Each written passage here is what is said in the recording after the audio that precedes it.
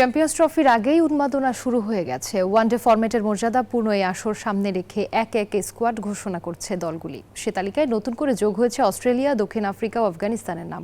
তারুণ্য আর অভিজ্ঞতার মিশ্রণে দলগুলি নিজেদের স্কোয়াড তৈরি করে একে অপরকে চ্যালেঞ্জ জানাতে প্রস্তুতি নিচ্ছে।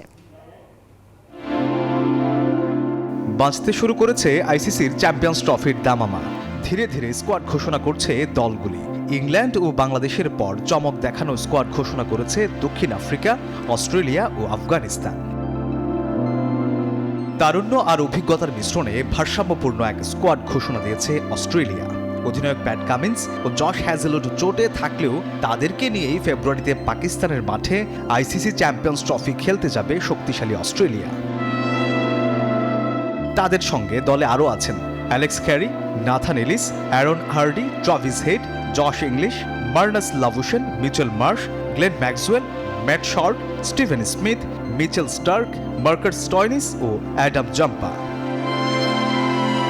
অন্যদিকে সোমবার টেম্বা বাভুমাকে অধিনায়ক করে চ্যাম্পিয়ন্স ট্রফির জন্য 15 সদস্যের দল ঘোষণা করেছে দক্ষিণ আফ্রিকা। প্রোটিয়াদের স্কোয়াডে ফিরেছেন চোটের কারণে 2023 ওয়ানডে বিশ্বকাপ মিস করা এনরিক নরকিয়া।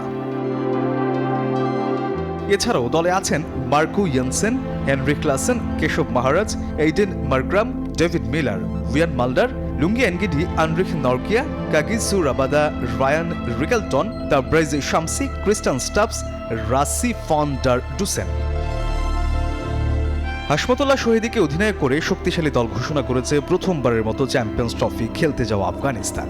আগামী 19 ফেব্রুয়ারি মাঠে গড়াবে আইসিসির এই mega event. Desk report, news 24।